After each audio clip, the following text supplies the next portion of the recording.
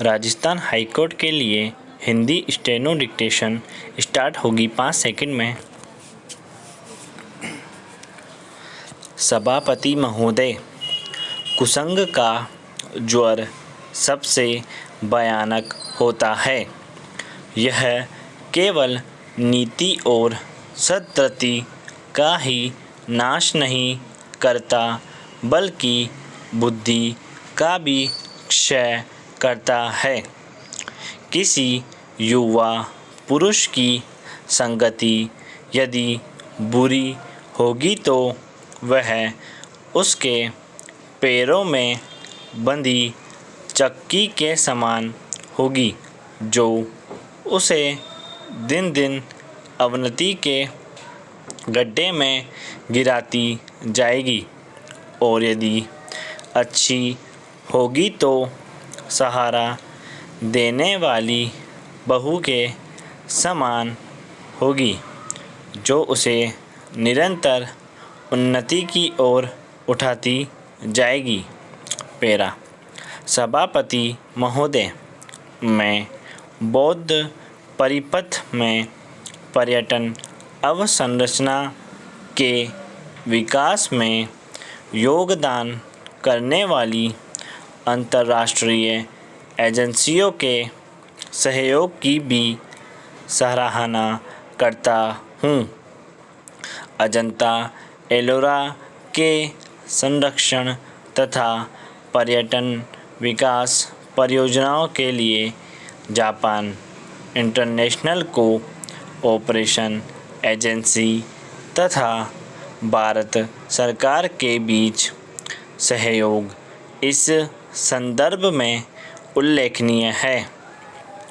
इससे हमारे सबसे महत्वपूर्ण सांस्कृतिक स्थलों में से एक को भावी पीढ़ियों के लिए संरक्षित किया जाएगा तथा अजंता और एलोरा की गुफाओं की यात्रा करने वाले पर्यटकों का अनुभव भी बेहतर होगा।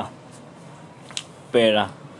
अध्यक्ष महोदय, कोई विदेशी जो भारत से बिल्कुल अपरिचित हो, एक छोर से दूसरे छोर तक सफ़र करे तो उसको इस देश में इतनी विभिन्नताएं देखने में आएगी कि वह कह उठेगा कि यह एक देश नहीं बल्कि कई देशों का समूह है, जो एक दूसरे से बहुत बातों में और विशेष करके ऐसी बातों में जो आसानी से आँखों के सामने आती है, बिल्कुल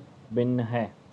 प्राकृतिक विभिन्नताएं भी इतनी और इतने प्रकार की और इतनी गहरी नज़र आएगी, जो किसी भी एक महाद्वीप के अंदर ही नज़र आ सकती है।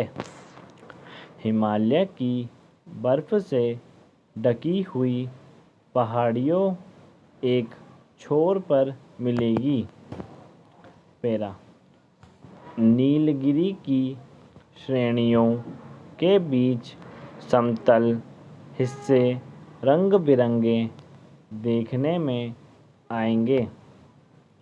पश्चिम से पूर्व तक जाने में भी उसे इसकी विभिन्नताएं देखने को मिलेगी। हिमालय की सर्दी के साथ साथ जो साल में कभी भी मनुष्य को गर्म कपड़ों से और आग से छुटकारा नहीं देती, समतल प्रांतों की जलती हुई लू कन्याकुमारी का वह सुखद मौसम जिसमें ना कभी सर्दी होती है और ना गर्मी देखने को मिलेगी।